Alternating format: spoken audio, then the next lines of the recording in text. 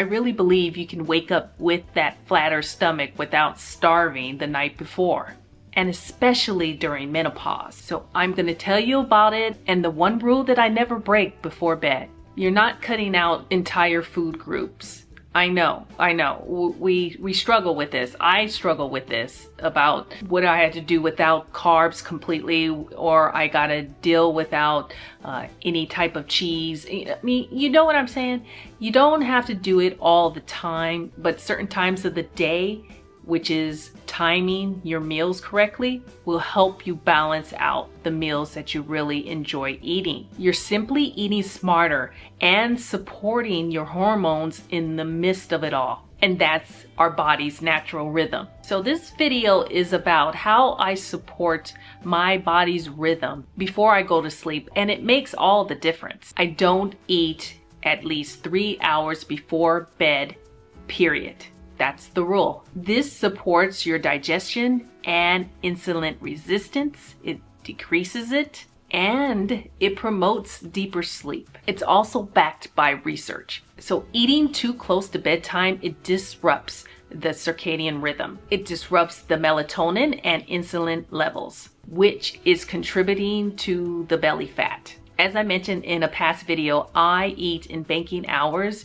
So that's something like around 9 to 6 or 9:30 to 6 p.m. Kind of where I've been landing lately. But really, I've been pushing it earlier and earlier as the weeks have gone on and as my body is getting used to eating earlier in the day. So with the circadian rhythm, it aligns with those hormones that really cause havoc when it comes down to hunger, like leptin.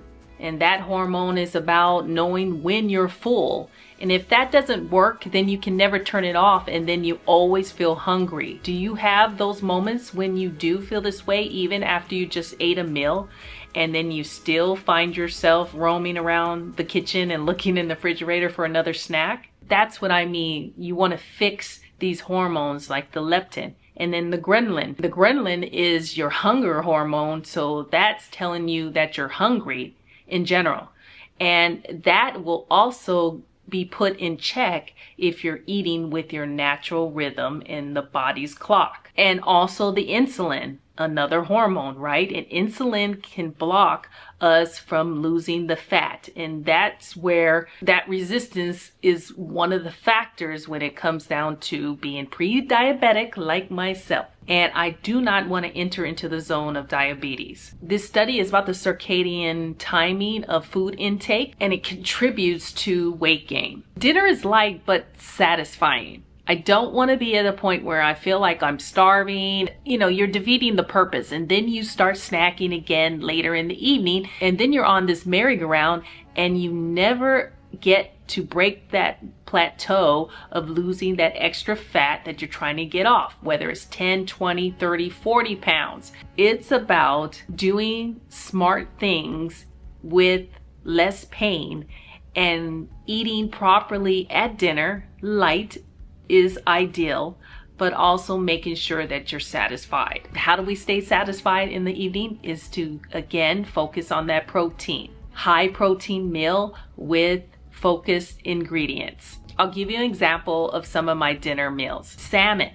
I put butter on my salmon. Some people don't, because salmon, wild salmon, already has oils, natural oils in it. But that's for me because I want the extra fat, and I know how much fat I've done earlier in the day. So therefore I can afford to do a little more in the evening. So salmon with sauteed zucchini and maybe some mixed greens, I might add that on. Maybe I'll have a part or a half or a third of sweet potato.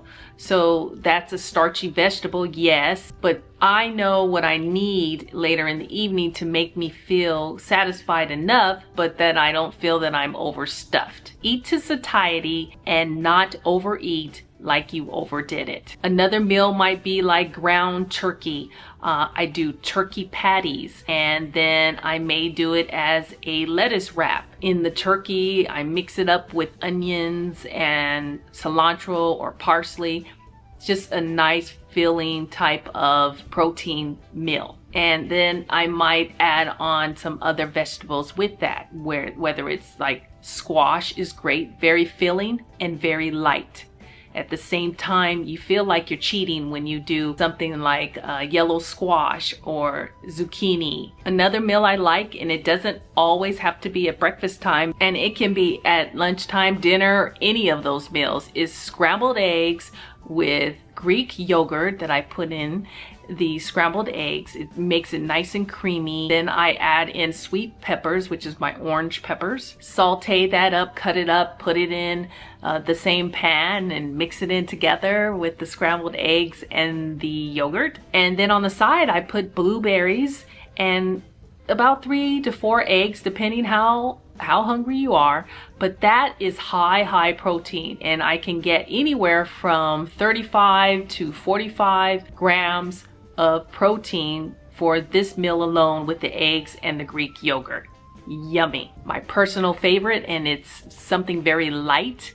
At the same time, it's very satisfying. The key is keeping nutrition dense foods in your system so that you don't feel hungry and you don't feel like snacking, and keeping a balance to it all. Keeping the carbs low is what I found to be a very big factor for me to lose the belly fat and to keep the fat percentage low. Low carbs, high protein, and it helps blunt the late night snacking monster. And this is when your insulin will spike later in the evening if you don't time your meals correctly and eat the right type of foods. So I have a non-eating biohack, I guess we'll call it, that I swear by before you go to bed. These non-food routines actually amplify my results. 1, rebounding and light stretching mobility type of exercise, whether it's anywhere from 10 to 20 minutes, is all you need in the evening.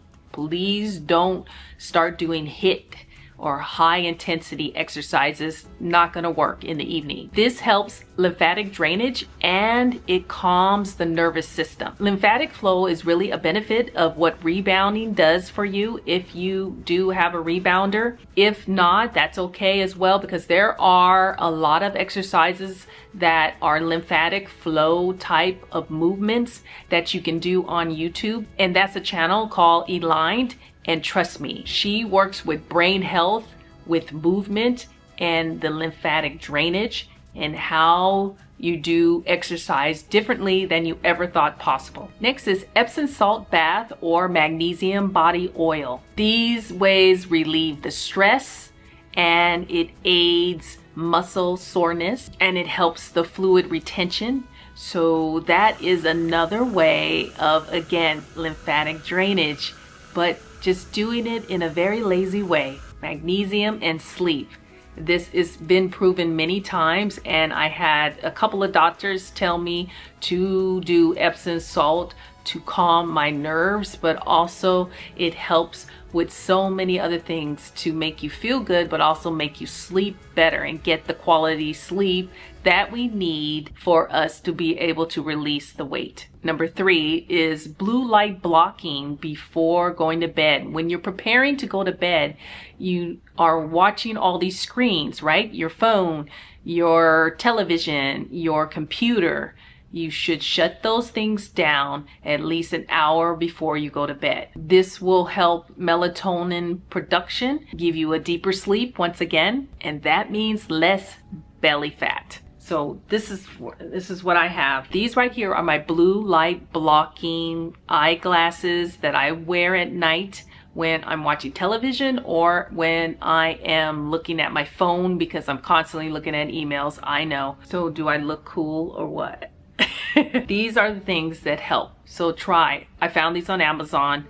I can leave a link if you want it, that help cut into all those blue lights that we have coming at us like 24/7 in the night. Number 4 is, again, guided meditation. My apps that I utilize, mentioned many times in other videos, is Calm or Abide.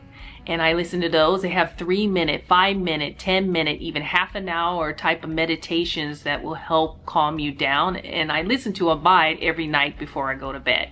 So when I'm in the bed, I'll play it and I'm out just like that. It lowers the evening cortisol, of course, reduces the belly fat storing stress hormone. So if you're looking for a practical plan, I do have a little ebook that I created. It's a guide called the Fasting Lifestyle Guide for the Mature Woman. And it walks you through the entire system in the steps that I take to take care of myself, but also about losing the fat at this age when we find it so difficult. But we just have to change our strategy and look at our system as a whole new software and put those systems in place that are different from what we were doing a few years back. So if you're looking for that transformation of losing 10 to 20, 30 pounds, and you want to really fast in the smart way without burning yourself out, please do check out the guide. So let's make the rest of this year to stop guessing and to start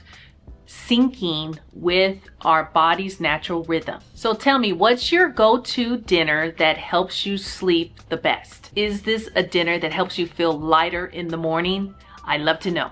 So thanks so much for watching, guys. I look forward to seeing you on the next video, and always remember, you can begin again. Cheers.